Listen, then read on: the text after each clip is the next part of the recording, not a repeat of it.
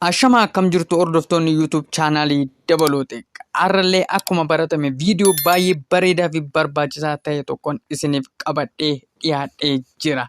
Egaa akkamittiin sim kaardii tokko qofarratti lakkoofsa bilbilaa simii 2-3 irratti baachuudhaan yookaan irratti hidhuudhaan sim kaardii tokko qofaa irratti lakkoofsa bilbilaa 2-3 fayyadamuu dandeenya. Sim kaardii tokko qofaa akkamittiin baannee deemuudhaan sim kaardii 2-3 irratti fayyadamuu dandeenya. Akkamittiin godhama kan jedhu waliin ilaallaa. Egaa chaanalii kanaaf haaraa yoo taatan yookaan chaanalii kanaaf miseensa hin ta'in jirtu yoo ta'e sekeendii muraasa isinitti fudhataatii iddoo like jettu kanarra tuquudhaan akkasumas koomentii yoo qabaattan iddoo kanarratti barreessuudhaan achumaan iddoo subscribe jedhu kanarra tuquudhaan viidiyoon yeroo yerootti gadhiisu yookaan viidiyoon guyyaa guyyaatti gadhiisu dafee akka isin qaqqabuuf achumarra tuquudhaan kunoo iddoo all jedhu kanarra kaa'uudhaan namoota biroollee akka qaqqabuuf share gochuu hin dagatinaan isiniin jedha.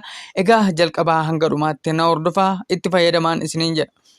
Egaa lakkoofsa sim kaardii biraa simii kan biraa irratti hidhachuu yookaan simii ofii keenyaa baannee deemuu barbaannu irratti hidhachuudhaaf jalqaba maal gochuutu nurra jira. Egaa akkuma beekamu iddoo Play Store jedhu appilikeeshinii iddoo irraa buufatan Play Store iddoo jedhu kanarra gallaa jechuudha jalqaba.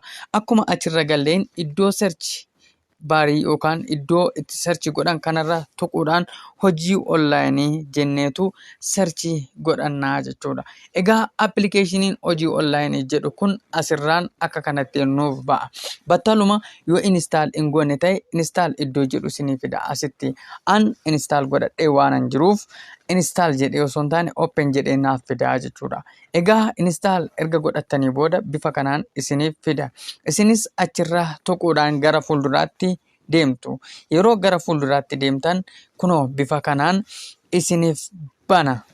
Egaa bifa kanaan yeroonni isiniif banu isinis iddoo searchii kanatti hojii onlaayinii iddoo jettee jirtu kanatti CF jettaniitu searchii gootu jechuudha. Ammas irra deebiidhaan yeroo kana bifa kanaan isiniif fida jechuudha. Call forwarding CF jedhee isiniif fida. Barreeffama kanarra tuquudhaan gara fuulduraatti deemtu. Battaluma gaafa achirra tuqxan kunoo bifa kanaan isiniif fida. Yeroo kana isinis barreeffamoota kana keessaa iddoo get it on Google Play jettu kanarra tuquudhaan gara fuulduraatti deemtu jechuudha. Innis battaluma gara Play Storeetti isin ajaja.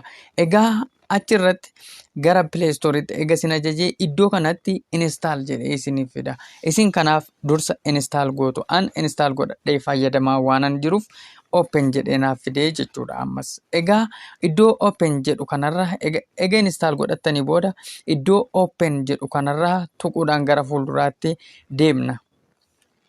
Egaa innis bifa kanaan nuuf fidaa jechuudha. Egaa koodiin lakkoofsa bilbila Itoophiyaa yoo Itoophiyaa keessa jirtu ta'e kana miti. Yoo Ameerikaa keessa jirtu US+1 jettanii fayyadamtu. Fakkeenyaaf isin biyya Hindii jirtu yoo ta'e asitti Indiyaan jettanii guutuu jechuudha. Indiyaa jettanii gaafa guutan kunoo lakkoofsa bilbilaa biyya Hindii sana itti guutuu jechuudha. Amma an Itoophiyaa waanan jiruuf kan Itoophiyaan galcha. Isinis yoo Itoophiyaa jirtu ta'e Itoophiyaa, yoo biyya biraa jirtu ta'e immoo koodii kan biyya biraa sana galchitu jechuudha. Fakkeenyaaf Itoophiyaa jedheen galchaa jechuudha. Bifa kanaan naaf fida. Gaafa bifa kanaaf naaf fidu asitti waan tokkoon isinitti himee darbuu barbaada. Lakkoofsi isin asirratti galchitan iddoo duwwaa kanarratti galchitan lakkoofsa bilbilaa isa baattanii naanna'uu barbaadan yookaan baattanii walii gad deemuu barbaadan sanaadha jechuudha. Lakkoofsa bilbilaasaa asirratti barreeffattu. Simii lakkoofsa bilbilaa isa keessanii deemuu barbaadan yookaan lafa keessaniis haa ta'u nama biraa harkatti dhiistanii deemuu barbaadan sana immoo isa lakkoofsa bilbilaa isa daayivert irraa gochuu barbaadan sana immoo qafoo keessan keessa kaa'uudhaan qafoo ittiin adeemsan hojjechaa jiru kana ittiin hojjetan keessa kaa'uudhaan lakkoofsa kana guutuu jechuudha. Lakkoofsi inni qafoo keessan keessa jiru yookaan simiin qafoo keessan keessa jiru simii isa manatti dhiiftanii olii gad deemtanidha jechuudha. Kanaaf simii lakkoofsi bilbilaa isin asirratti barreessitan immoo isa isin baatattanii iddoo hojiif adeemtan itti fayyadamuu barbaadan sanaadha jechuudha. Kun isiniif galuu qabaa jechuudha. Kanaaf fakkeenyaaf lakkoofsa koo isa kana baattadhee olii gad deemuu waan barbaaduuf lakkoofsa kanaan itti guuta. Fakkeenyaaf lakkoofsa kana asirratti guuttadheen jira jechuudha. Maaliif lakkoofsa isa kana baattadhee deemuu barbaadaa jira.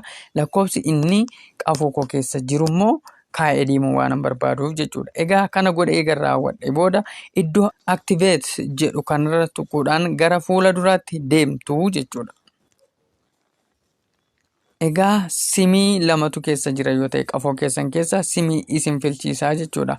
Fakkeenyaaf ani simii waan irratti godhaa jechuudha. Egaa battalumatti call forwarding registration was successful jechuudhaan naaf deebisaa jechuudha. Isinis okay jettanii baatu akka koo kanatti jechuudha. Egaa kana goonee booda sim kaardii isa irratti yookaan isa keessaa sana keessaa baasnee lafa keenyee sim kaardii isa asirratti guunne kana qafoo keenya keessa galchine yoo sila qafoo keessa hin jiru ta'e qafoo keenya keessa galchine baattannee deemuu dandeenya jechuudha.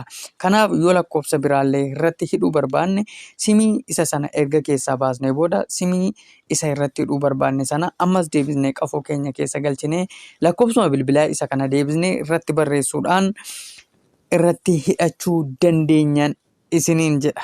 Akkasumas siistema kana yookaan akkaataa itti simii tokko irratti bilbila 2-3 hidhan kana haquu yoo barbaadan eega hiitanii booda gaabbitanii haquu yoo barbaadan koodiin asirratti isinii galchee jiru kana itti naquudhaan ofirraa kaasuu dandeessuun isiniin jedha. Egaa chaanaalii kana subscribe yoo hin goone ta'e viidiyoon guyyaa guyyaatti hojjedhu akka dafee isin qaqqabu like godhaa. Akkasumas subscribe godhaati mallattoo all irra godhadhaan isiniin jedha. Viidiyoo lammataan hanga walitti deebinutti nagaatti bye bye.